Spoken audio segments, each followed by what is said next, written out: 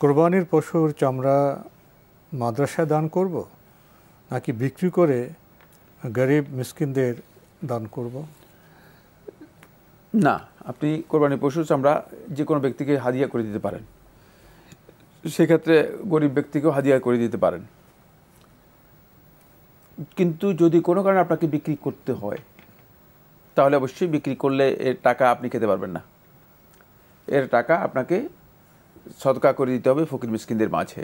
মাদ্রাসায় শুধুমাত্র ওই কাজে দেওয়া যায় হবে যদি ফকির মিসকিনদের সেখানে কোনো নির্দিষ্ট ফান্ড থাকে, যেখানে ফকির মিসকিনদেরকে মানে প্রোভাইড করা হয় অথবা ফকির মিসকিনদের লক্ষ্য করে দেওয়া হয়ে থাকে। কিন্তু শুধুমাত্র মাদ্রাসায় দেয়া কোরবানির চামড়া এটি জায়েজ নেই। এতে কোরবানির চামড়ার আপনি এভাবে হাদিয়া দেওয়াও জায়েজ নেই, তাদের কাছে বিক্রি করাও জায়েজ নেই, তাদেরকে পরিপূর্ণরূপে দেওয়াও জায়েজ নেই। মাদ্রাসায় এভাবে দেওয়া জায়েজ নেই। সেক্ষেত্রে ফকির মিসকিনদেরকে মানে আপনি পরিপূর্ণরূপে দিয়ে দিতে পারেন অথবা গরিব ছাত্র তাকে দিতে পারেন।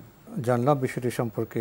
সবশেষে আপনি লিখেছেন, বৃষ্টির কারণে যদি ঈদের দিনে কোরবানি করা না যায় তাহলে পরের দিন কি করা যাবে? মোট কদিন পর্যন্ত কোরবানি করার সময় থাকে? ধন্যবাদ। ঈদের দিন কোরবানি করতে হবে এটা শর্ত নয়। ঈদের দিন কোরবানি করা এটা উত্তম কাজ, ঈদের দিনের কাজ উত্তম কাজ। কিন্তু যদি ঈদের দিন আপনি করতে না পারেন, ঈদের পর দিন করতে পারবেন। সেটা হচ্ছে ইয়ামুল কার। তারপর ঈদের পরে এরপরে 2 দিন করতে পারবেন। এরপর দিন হচ্ছে ইয়ামুল কার, এরপর দিন হচ্ছে ইয়ামুন নাফির, সেদিনও করতে পারবেন। মানে একেবারে 13 তারিখ পর্যন্ত, মানে 11, 12, 13 তারিখ আসর পর্যন্ত আপনি কোরবানি পশু জবে করতে পারবেন। সুতরাং 4 দিন আপনি কোরবানি করতে পারবেন। ঈদের দিন এবং তার পরবর্তী 3 দিন কোরবানি করতে পারবেন। সেক্ষেত্রে আপনি আপনার সুবিধা মতো যদি আপনি পরবর্তী দিনেও করেন কোনো অসুবিধা নেই। তবে ঈদের দিনের ফজিলতের কারণেই, কারণ এই দিনের ব্যাপারে যেহেতু আলাদা হাদিস এসেছে, আল্লাহ রাসূল সাল্লাল্লাহু আলাইহি ওয়াসাল্লাম বলেছেন আফদালু আইয়ামিল্লাহ, যে আল্লাহ তাআলার দিনগুলোর মধ্যে সবচেয়ে শ্রেষ্ঠ দিন। সুতরাং এই দিনে করাটাই সবচেয়ে বেশি উত্তম, কোনো সন্দেহ নেই। আমরা জানলাম বিষয়টি সম্পর্কে। প্রিয় দর্শক, আমাদের হাতে আরও একটি ইমেল। এই ইমেলটি পাঠিয়েছেন আমজাদ হোসেন বসুন্ধরা, ঢাকা থেকে। লিখেছেন,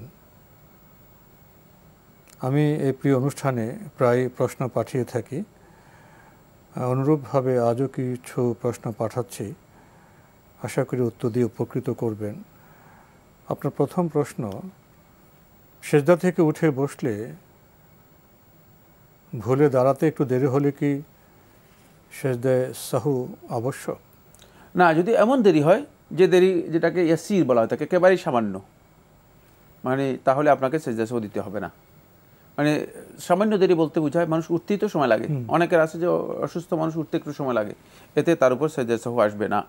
কিন্তু এমন দেরি যে দেরির কারণে মনে হচ্ছে যেন আপনি আরেকটি রোকনে এর মাঝে একটা রোকন আদায় করতে পারবেন বা একটা রোকন এর মধ্যে ঢুকে গিয়েছে, এতক্ষণ দেরি করেছেন, তাহলে আপনার সেজদা সাহু দিতে হবে।